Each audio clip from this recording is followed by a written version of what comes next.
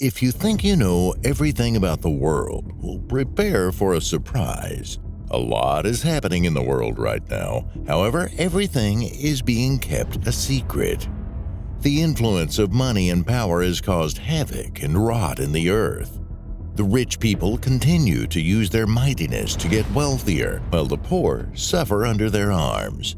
In other events, politics is a dirty game, and with this, let's shed light on the underground events that are causing global disasters. To start, the dirty side of politics plays a crucial role in hindering the world's progress. Initially, politics is meant to safeguard the interests of the citizens under one government. However, politics has now grown into a complex game where politicians use sweet words to lure citizens to vote for them during election time. This approach by politicians seemingly captures many citizens who are looking forward to a better country. What these citizens don't know is that there is some hidden agenda behind these politicians, and that's how they get into the trap. When it comes election time, such leaders get voted into power, and that's when the vicious nature of politics comes in. The sweet promises that were once made by politicians before elections are now empty promises. One leader, Joe Biden, fits this narrative as he has proven to be a man of unfulfilled promises, as he has shown in his current reign in the U.S. government. One notable promise of President Biden is that there will be no involvement of the American forces in the ongoing Russia-Ukraine war, and this was said in March of 2022.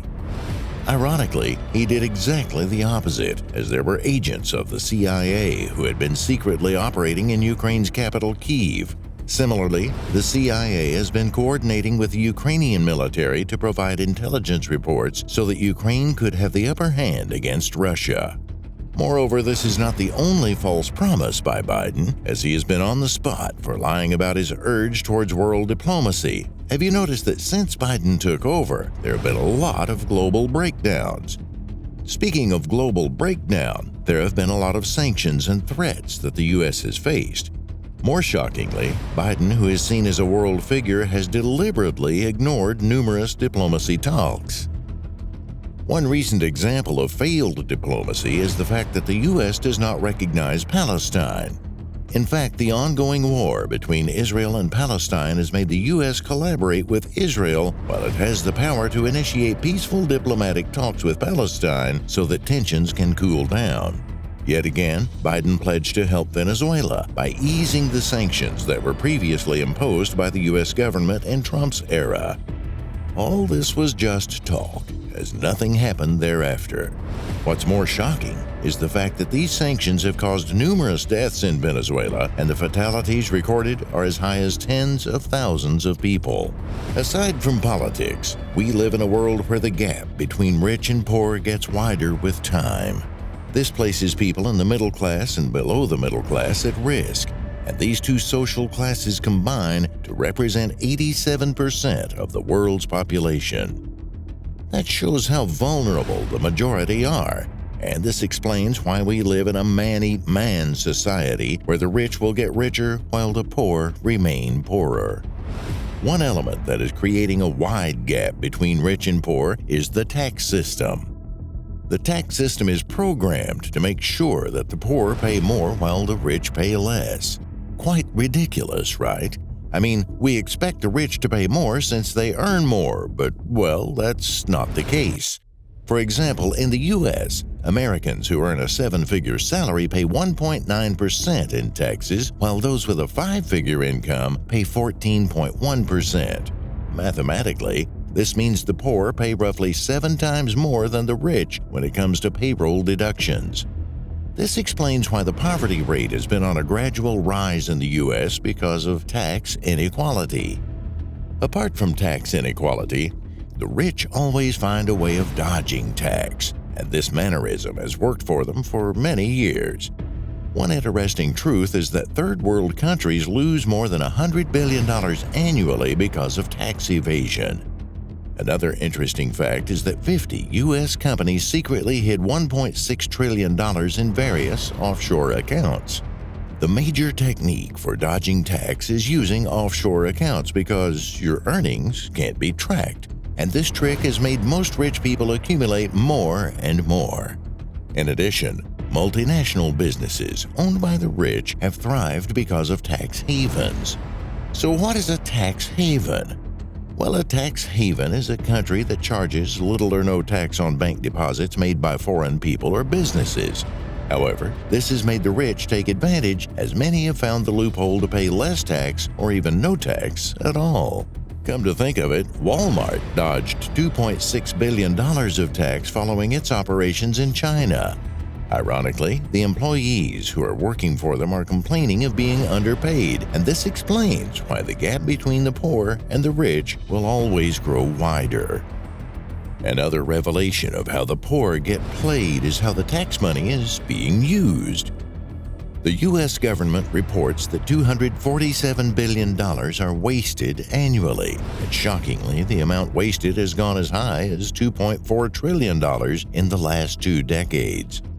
This is disgusting, considering the poor and middle class pay the majority of the taxes, and the trend of misuse of funds hasn't ended, considering it has been a behavior that has existed for decades.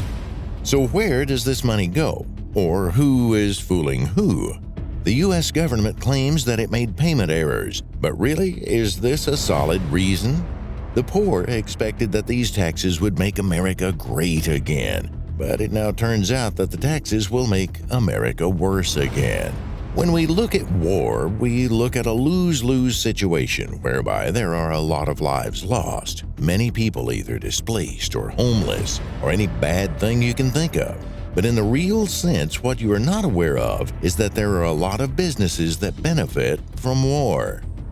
For instance, U.S. companies and contractors are the biggest beneficiaries of the ongoing war that is happening in Ukraine and the recent battle that is taking place between Israel and Palestine.